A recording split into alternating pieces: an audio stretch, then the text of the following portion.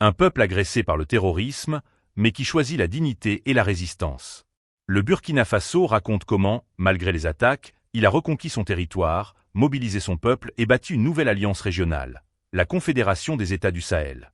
Ce discours n'est pas seulement une déclaration politique, c'est un manifeste pour la souveraineté et l'unité africaine. Restez jusqu'à la fin et abonnez-vous pour soutenir cette voie de courage et de liberté.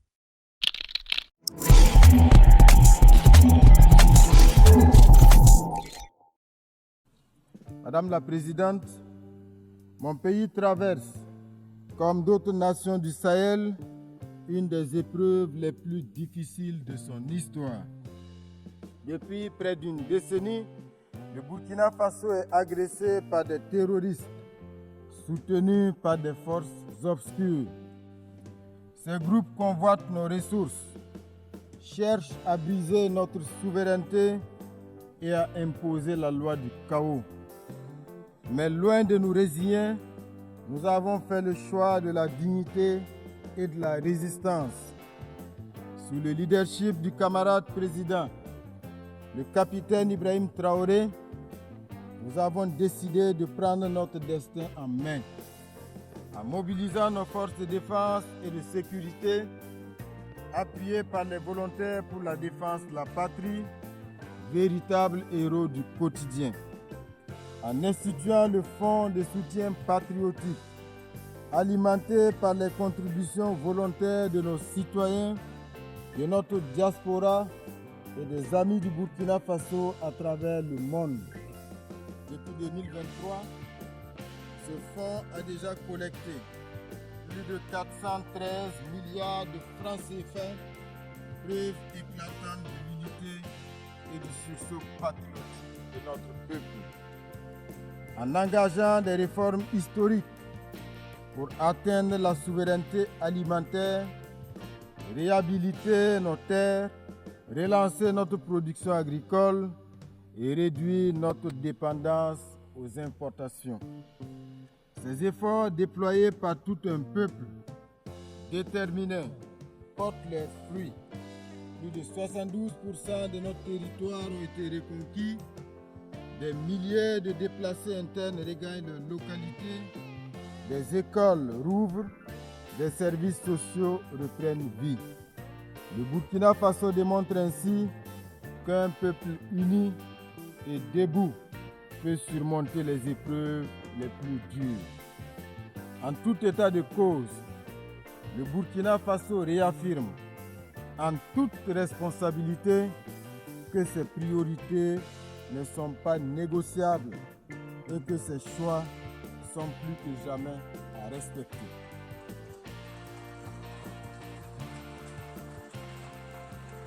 Mesdames et messieurs, nous inscrivons notre action dans le sens des vertus de la solidarité et de l'unité avec la conviction profonde qu'un peuple rassemblé autour d'un idéal commun et accomplir de grandes choses.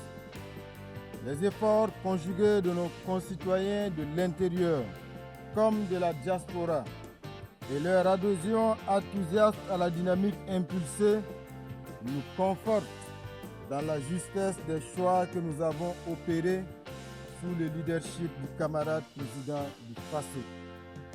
L'engouement suscité par le Fonds de soutien patriotique, l'initiative présidentielle Faso-Mebo en est la parfaite illustration.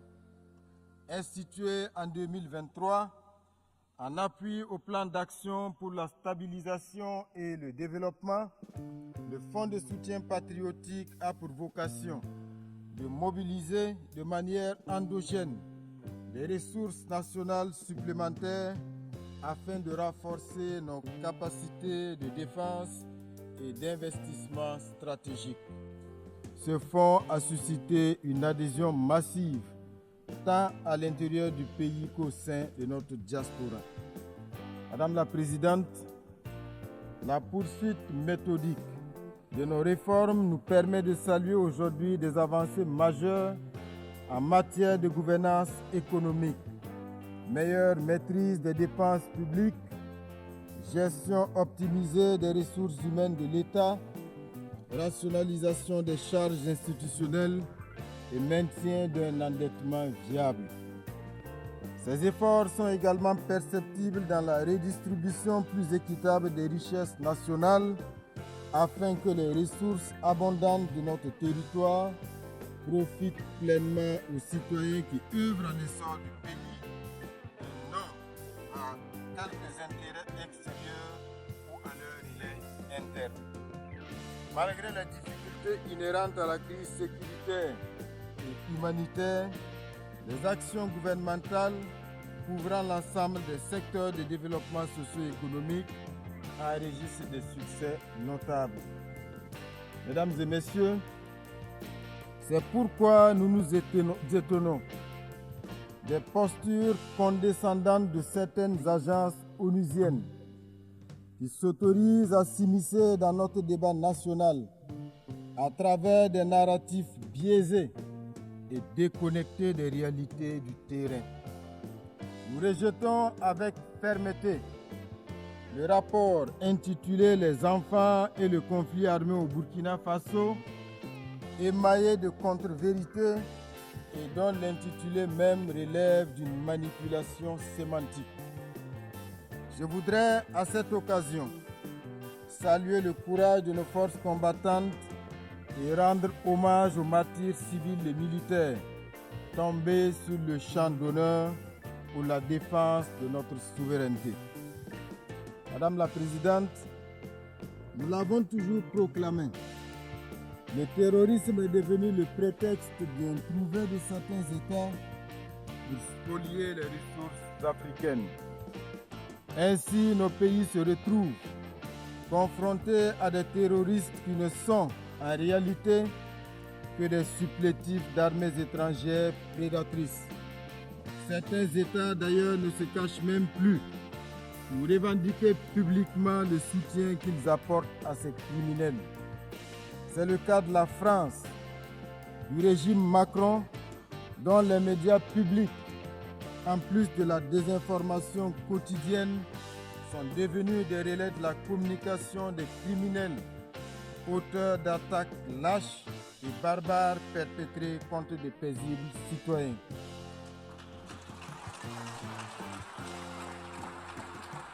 À ce sujet, nous renouvelons notre appel quant à la suite réservée à l'adresse du 20 août 2024 par les États membres de la Confédération des États du Sahel au Conseil de sécurité et qui demeure à ce jour sans réponse. Ce silence persistant ajoute au discrédit de l'institution et laisse planer le doute sur une complaisance implicite. Plus inquiétant encore, certains membres du Conseil de sécurité continuent de piétiner la résolution 1373, pourtant contraignante, qui impose la répression du financement du terrorisme, le renforcement des contrôles frontaliers et une coopération internationale accrue. Au Sahel, nous avons pris acte de cette réalité et avons adapté nos dispositifs sécuritaires à cette donne tout en révisant nos modalités de coopération avec certains pays. Madame la Présidente, nous demeurons convaincus que les Nations Unies doivent rester un cadre central de dialogue et de coopération. Mais nous appelons à un partenariat rénové fondé sur le respect mutuel, l'égalité et la solidarité sincère. Mesdames et messieurs, face aux menaces communes et aux ingérences extérieures, le Burkina Faso, le Mali et le Niger ont uni leurs forces pour fonder la Confédération des États du Sahel. L'AES n'est pas un repli, encore moins une fermeture. Elle est une affirmation, l'affirmation de notre droit de disposer de nous-mêmes, de définir nos priorités et de bâtir une coopération régionale au service exclusif de nos peuples. C'est un choix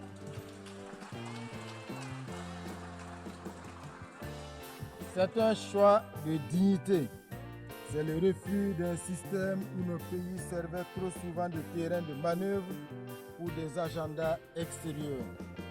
C'est la volonté d'être acteur principal de notre histoire et d'écrire nous-mêmes l'avenir de nos enfants. L'AES s'inscrit dans la continuité du combat de figures panafricanistes telles que Thomas Sankara, Patrice Lumumba ou Kwame Nkrumah.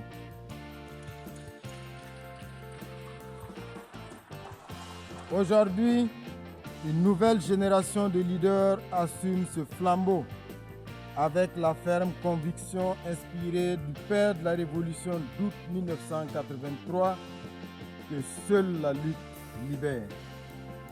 Madame la Présidente, l'Afrique depuis 8 décennies revendique légitimement sa place au Conseil de sécurité. Il est temps de réformer profondément notre organisation.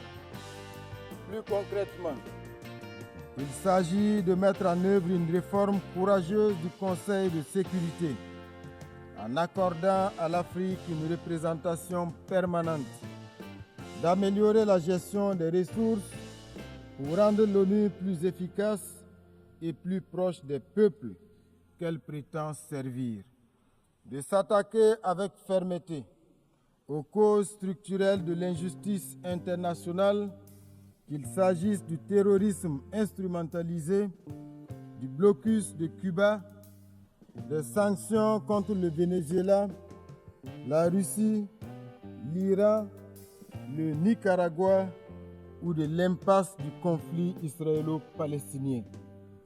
Le Burkina Faso souscrit à la vision de la Chine sur la communauté d'avenir partagée. Dans le cas particulier de la République bolivarienne du Venezuela, nous réaffirmons notre soutien indéfectible à ce peuple qui subit depuis des décennies des campagnes d'isolement, des sanctions illégales et des provocations incessantes.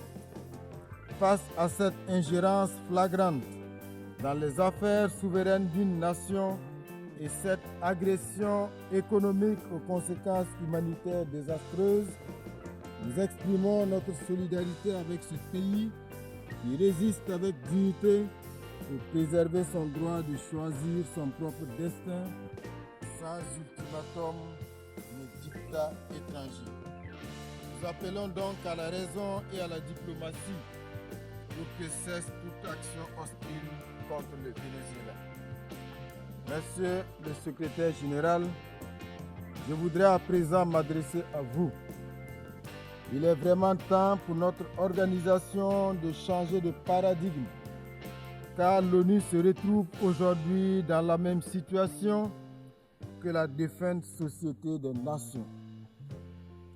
Elle est incapable d'imposer sa voix et faire respecter ses propres principes, incapable de faire appliquer ses décisions et résolutions aux puissants, incapable de faire respecter le droit international, incapable de régler les multiples conflits et incapable d'évoluer et de se mettre au niveau des défis actuels. Monsieur le secrétaire général, vous avez une belle occasion de rentrer dans l'histoire en prenant vos responsabilités pour une transformation en profondeur de cette organisation qui a suscité à sa création tant d'espoir. Vous avez le soutien ferme de millions de citoyens du monde pour faire de cette organisation un véritable garant de la paix et de la sécurité dans le monde et non un instrument de domination aux mains des forts du moment. Malgré les pressions diverses et les enjeux de pouvoir, nous vous savons assez ingénieux pour affranchir l'Organisation des Nations Unies et la placer à la hauteur de nos ambitions communes. Madame la Présidente, abordant les questions de développement, le Burkina Faso salue la tenue de la 4e conférence internationale sur le financement du développement et forme le vœu que les conclusions de la réunion de Séville puissent contribuer à l'avènement d'une architecture financière plus équitable respectueuse de la souveraineté des États et soutenant une transformation réelle des pays en développement. Dans la même veine, il demeure impérieux de s'attaquer aux facteurs qui constituent un frein à la pleine réalisation des objectifs de développement durable censés transformer positivement notre monde sous l'égide des Nations Unies. Mesdames et messieurs, 80 ans après la Charte des Nations Unies, notre organisation est loin d'avoir répondu aux espoirs de 1945. 80 ans après, le monde est plein d'injustices et de souffrances et les risques d'un autre conflit généralisé se précisent et sont source d'inquiétude pour l'avenir. Mais il n'est pas trop tard pour redonner à notre maison commune l'élan qui lui manque. Le Burkina Faso, fidèle à son héritage panafricaniste, réaffirme sa foi en un multilatéralisme rénové, juste et équitable. Nous sommes résolus à défendre notre souveraineté et notre dignité, mais nous tendons la main à toutes les nations éprises de justice, de liberté et de solidarité. Vive l'Organisation des Nations Unies réformée et crédible. Vive la Confédération des États du Sahel. Vive le Burkina Faso digne, souverain et debout. La patrie ou la mort, nous vaincrons.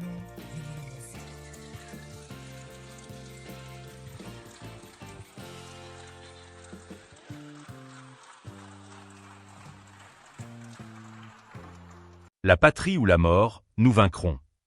Ces mots résonnent comme un serment. Le Burkina Faso, debout, appelle à une Afrique souveraine et unie. Et vous, croyez-vous que l'unité africaine est la clé pour briser les chaînes de la dépendance ? Partagez vos réflexions en commentaire.